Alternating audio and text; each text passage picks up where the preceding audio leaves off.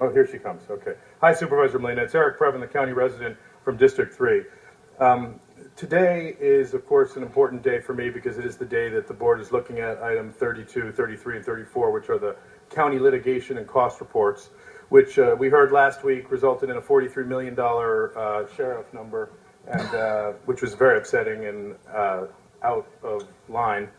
But the overall number had come down from 115 to 89 million, and there were people who were celebrating that in some sectors. Not me, because I'm paying closer attention, and it's a cyclical game that Mr. Estabrook plays nicely.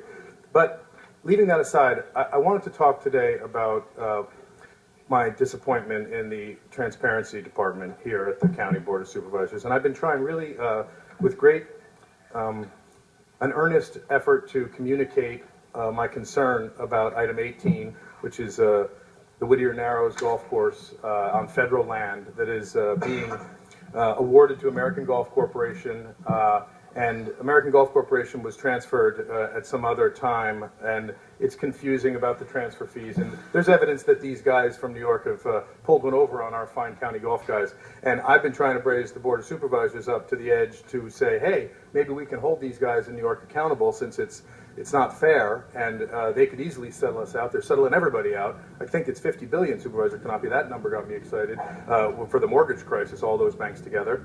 But unfortunately, I've run into like a weird energy where people are on medical leave, nobody can, and it's upsetting because I don't want to embarrass you. I want you to embarrass the folks who have taken us a little bit. And, you know, but I am just a regular guy, and I'm not a lawyer, but I've laid it out like a legal case. And I'm the guy who's always saying, hey, let's not do stupid lawsuits. Sir, no disrespect. The cross is important to you. I think it could be categorized that way. But you got Mark Ridley Thomas to get into it with you, and now it's underway. Maybe there'll be a lawsuit, maybe the one. I hope not. I hope we can just leave it as it is. But here's the thing. Mr. Anti-Lawsuit Guy is facing very little recourse because I keep asking my elected officials, and I've looked at it. I've looked at what you're supposed to do.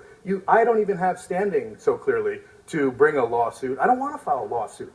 I just want the leaders who we, have empowered by our votes, and we're right in the midst of it again. We're in the midst of an election. So, I'd like to hear what Ms. Solis and Ms. Kuehl and whoever else is running on these things, Duran, what they think about these issues. But everybody's trying to slam it down through. I mean, remember, sir, you put this on the agenda on Thanksgiving Eve. So I'm the bad guy during the holidays talking about how Goldman Sachs and Starwood Capital and Fortress Investment Group and 5 Mile Capital Partners who just jumped in when nobody was looking. This is outrageous. And this board needs to step up and say, hey, let's just slow it down for long enough to listen to the points and to respond to the serious questions. Thank you. Genevieve. Not-for-profit works in county municipal government. Genevieve. Good morning. Thank you. Good morning, Board of Supervisors, Dr.